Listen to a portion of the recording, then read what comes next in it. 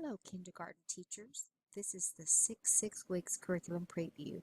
Let's get rolling. So it looks like we've made it. You can sing that song if you want to, but just tell yourself what a great job you've done this whole year. Thank you so much for the work you've done with kids. So let's take a look at what we're going to be doing this last 6 weeks, getting them ready to go. You see here that I really want level C. It would be so much better if they were level D, but we really want, our expectations are for Birdville ISD that all kindergartners be in a level C when they leave us. If we can get them to a D, that is just amazing. So if we have kids that are level B, we really want to make sure that maybe they'll have some support this summer, maybe some reading programs, and really encourage their parents, and even maybe sending home some reading A to Z printed books with them to read over the summer. Some great ideas to do with that. So this whole 6 weeks, we're going to have some fun. We're going to monitor and adjust comprehension is the lead standard. And we, of course, we want them reading at level C, and then we want them to have all sight words designated for kindergarten really learned. And then Figure 19A, discuss the purpose for reading and listen to various texts. The genres that we're going to do is poetry and fiction, and then we are going to do a little bit of research. So let's see what that looks like. Keeping with the reading expectations, I really encourage you to respond to reading and support responses with evidence from text or pictures. That's one thing that we want them to do, is that as they're reading, that you show they are responding to reading through drawing and labeling. Apply the gap stopper routine to make predictions. Respond to oral questions that require the 3 kinds of thinking, and then using your reader's notebook to record your thinking. I know yours doesn't look like this. It's just a picture. But one of the things you have in your curriculum is how are you growing as a reader. So very important that kids be able to tell you how they've grown this year as a reader. And what better thing for their first grade teacher to see is what do they feel like were their strengths at the end of the year, and what were some of the things they thought that they might need to work on over the summer, and those type of things. So doing that PDSA with those kids. One of the best ways to know where your kids are is a running record or a reading record, and the difference between the running record and reading record is very simple. Running record is really kind of like on the run. You've got a piece of paper and you have a book, and you're marking off what they're doing just on a piece of paper with maybe their name on it, and you're recording what they're doing, and you're observing what kids are doing. That's a running record. A reading record is what you see here on the screen to your left, where you have the text that the kids are reading. It is usually only, and even with a running record, you only want to do 100 words, 100 to 120 words on a running record. Now, with your little babies, you probably don't have that. You'll finish a whole book on that. So a running record is the best way for you to see where your kids are. There is no better way for you to see where they are, but you sitting down beside them and doing a running record with them.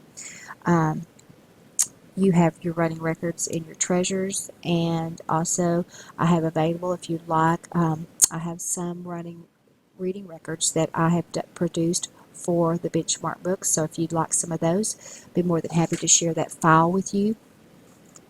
But what also that you're going to see here is the reading process is designed by Jamie Smith, and it will give you 3 different grades. And it also is a great thing to send home to a parent, or as you have parent conferences at the end of the year, to sit down with this reading record and then show this sheet and talk about what you observed their child doing. So on the reading process, how it's designed is after you've done the running or reading record, you actually tally the effective strategies that you saw. Like if they reread 3 times, you're going to put 3 tallies here. If they self-corrected once, you put it here. Then you're also going to tally mark the ineffective strategies as well. And to then get a grade, you would do the number of effective strategies used divided by the number of strategies used in all, effective and ineffective. And that will give you the use of strategies grade. And as always with their reading and writing records, you have an accuracy rate.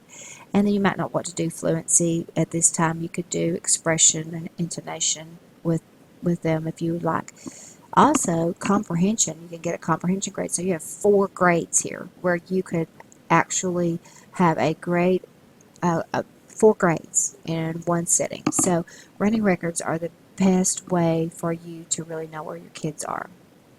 And I just want to highlight that there is no better thing for kids to doing but and to be reading.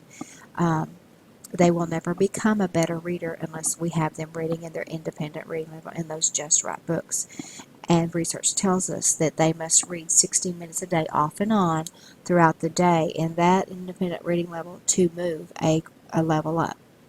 So if you have some of those kids that are still at level B, you know, really working with them and putting copies of just right books into their hands. Dawn in her curriculum preview is highlighting some of the books that you could use with her social studies unit. So take a look at that and go out there and print those books and put those books in there. Go to your local library and pull books right now. Pull them and use them till the end of the year and just immerse kids in. So another thing I'd ask you to look for this 6 weeks when you're planning and you're looking at your work you're doing, I want you to ask yourself the question, who's doing the work? We need kids doing the work. You are an amazing piece and you will never be replaced, but you are a facilitator. We want children to become independent. So that's just a thing about that independent reading that is so important and having those book boxes. So let's take a look at your word work for this 6 weeks. We're having the rhyme patterns here, and then absolutely securing those kindergarten snap words. I know that a lot of you have gone on and you've added more sight words, which is fine, but I want to make sure without a shadow of doubt that these kids know these and then rhyming. Can they rhyme? Do rhyming things with them. Teach them rhyming games. I know that you've done that the first of the year, but just doing lots of important things with rhyme. Okay, we've already seen that one. So, poetry. Oh, I love poetry.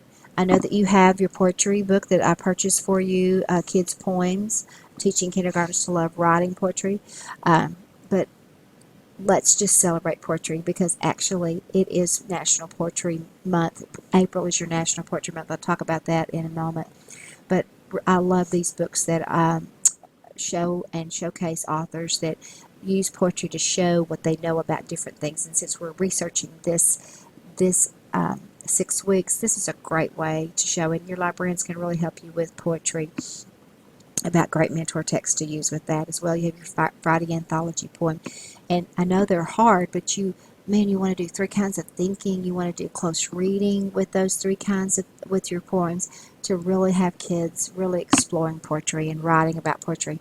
And like I said, it is National Poetry Month in the month of April, and this is the link to the National Poetry Month. And here's some different things that you could do with, and I know they're kindergartners, so you might want to think about how you would do that.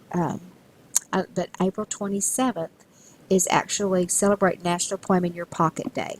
The idea is simple. Select a poem you love, carry it with you, and then share it with coworkers, families, and friends. How about all over Birdville, our little kindergartners making a pocket, make them a pocket, and let them put their favorite poem for the year that they've had, and just sharing that poem with kids. And you could even make a video about it that we could really celebrate. So I just think celebrating poetry is amazing, and I know you'll come up with some great things, and I'd love for you to share them with me, what you're doing. Some of the focus lessons is this final 6 weeks, we want to secure skills and concepts that they are expected to master. So remember, those many lessons should be brief, leaving the majority of the instructional time for them to be reading and improving, and you being with them in guided reading. So using Gap Stopper to make predictions and stay engaged in a book.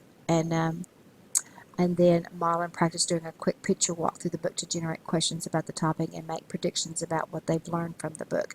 So having that gap stopper, if that's not put into their reading notebook right now, it's gap stoppers not only reading, it's also writing. So there you go. So now we're to this research, and during the 6 week students research a class topic of interest. Much of your focus lesson time will be devoted to reading aloud text in search of answers to their questions. So after you've read a book aloud, make it or other simple books on the topic available in your workstations, or read this and study the books.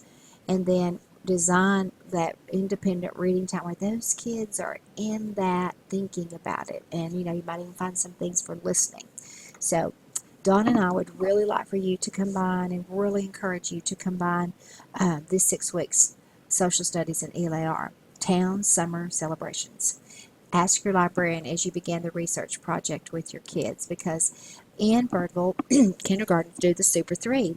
And the Super 3 is the older kids do the Big 6. So Super 3 is I plan, do, and I review. And of course, here's your little song to go to the bingo song.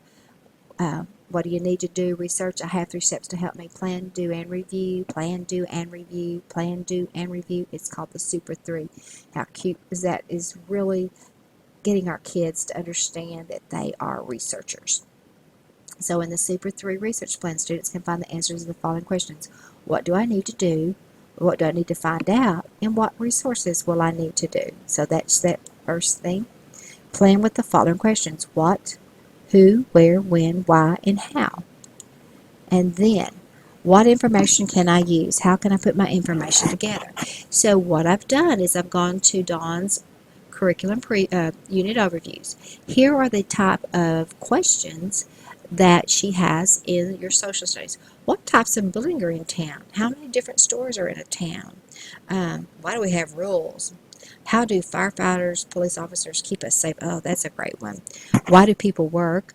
How has your town changed over time? Oh my, this would be great because we see in so many communities, we see things, you know, that are changing over time. You could even get parents involved with this. So summer celebrations, you could do what are some important summer holidays in your community? Why do people celebrate these holidays? What family traditions are used to celebrate holidays, summer holidays? How are the traditions and customs of our families similar or different during Memorial Day and Independence Day? And when do these fall on the character set calendar? So there's some of your guided questions to use with your research and guide you in that. I love this. This is a little video about vocabulary in town. What is your town? So if you decide to do what is your town, this is a really cute thing to show. Kids could have, you could ask them to go find pictures of all the different places in your community where they live, and just have a lot of fun with that. So, and the review, plan, do, review. How do you know if I did my job? So you might want to create a simple checklist of what you did and did we find out what we wanted to know. And then I just want them to explore and write about, publish what they do. Like you could use Chatterpix. I love this. This is so fun. Your digital learning specialist could help you do that. Here's one that Hardeman did. Once they just combined their research and the kids did and wrote, I would really like to see them publish something about what they've learned. Make a book with pictures, make a class book with pictures. That would be great. This is just something that Hardeman did last year with theirs. So in the research project, then now you wanted to have them dictate and write stories, sentences to tell about what they've learned. And we want it to be at a stage 3 to 5. And so that really highlights that expository. And they could even do procedurals. Once we were, as I was doing my research project, the first thing I did was this. The second thing I did was this. But the conventions you really want to make sure they have secure is using upper and lowercase letters, capitalizing that first letter in a sentence, and having punctuation at the end of a sentence. So as you go throughout the writing workshop, those are the things that you would have kids looking for as they're editing and revising. Are you securing those skills?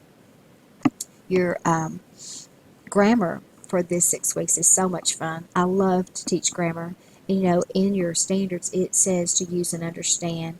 And so I've given you kind of an understanding about, write the word preposition on the board, underline a word position within the word, and explain that a preposition tells the position of something. Give us students a small toy, a small box, and then orally call out a sentence and ask students to think about the preposition as they complete the direction. For example, the car is under the box. So you can see them doing that. Once they have those concrete examples, encourage them to use them in sentences and then use them in their writing. And then you see on this page, there's a preposition learning song. We always love to sing. And then look at all these great books that talk about prepositions and why authors use prepositions and what they do to our writing. So some of the focus lessons that you could do is standing on the shoulders, examine smart methods such as like on our town. So as you maybe decide you want to research about towns, so you might see how Judith Casely did hers, or Richard Scarry. How did he portray his town? And so that they could stand on the shoulders and kind of do a takeoff of these two folks. So introduce and create a class chart on simple sentences. So we're talking about sequence words, first, then, next, and last, and encourage them to use them in their writing. So as you are talking about your research, like you could say, today we learned about, first we learned about the post office. At the post office we did this, and then, you know, writing about each one of them. And then make sure that you celebrate and use focus lessons of the kids that are doing those great things that you're saying. Those kids that are using capital letters and periods and that are spelling those sight words right. Highlight those kids and really celebrate. And I would say that maybe just along with poetry is, as you study about the things that you want to learn, let these kids publish different things. Maybe if you're learning about your town, one week do the post office, next week do the bank, the next week do the hospital, next week be the librarian, and bring that librarian from the community in to ask questions. So those are just some ideas. So the Super 3 is that you gather your research topic about the kids they want to learn something about, or share something they learned by making a simple book or contributing a class book, okay? Depending on the topic your class has chosen, you might want to model how to create simple glossary pages with important terminology, simple diagrams or illustration, and explain how students will share their writing about the class research. Use their excitement about sharing their work as motivation for making simple revisions. And then don't forget your digital learning, but there's so many great ways for them to show what they do with all that, making movies about what you're learning about. So research can be just so much fun. It can just bring your classroom alive. So I hope that you enjoy the research and the poetry this 6 weeks. Just thank you for the work you do. I appreciate you so much. I hope you have a great summer. Let me know how I can help you.